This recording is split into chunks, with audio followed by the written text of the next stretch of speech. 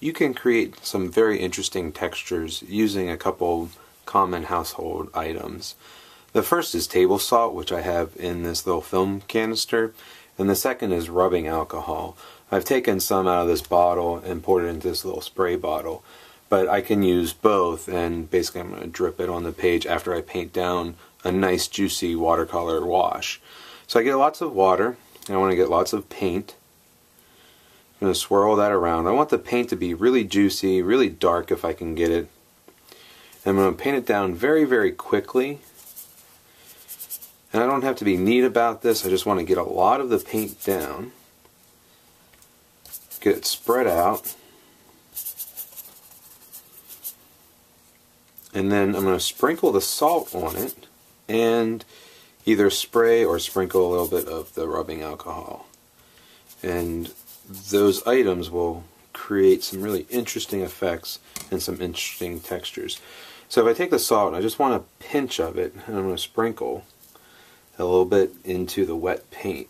Just a little bit. I don't want to overdo it. Okay. And then I'm going to take a little bit of the rubbing alcohol. What I like to do is to actually pour a little bit of it in the cap, and then just take it and wet my finger, and I can fling it on. Okay. The other thing I can do, since I have it in this spray bottle, I can kind of spray it on.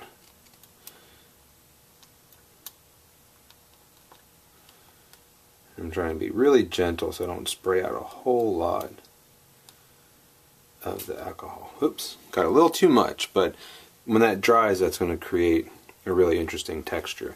Now I do have to wait for the salt to dry. Well, not the salt, but the paint to dry before I brush off the salt. So I'm going to leave this here, and I'll come back to it whenever it's dry. Now that the paint has dried, I can go ahead and just brush it off. Just make sure that I get all that salt off. So basically on this side is where the salt picked up the water that also had some of the paint in, and it leaves these sort of rough little, I've heard them described as starburst patterns or shapes. And then these marks over here were from the rubbing alcohol, some big drips and drops of the rubbing alcohol. So some really interesting things that happen, some very random things, but it's another nice way to start a page.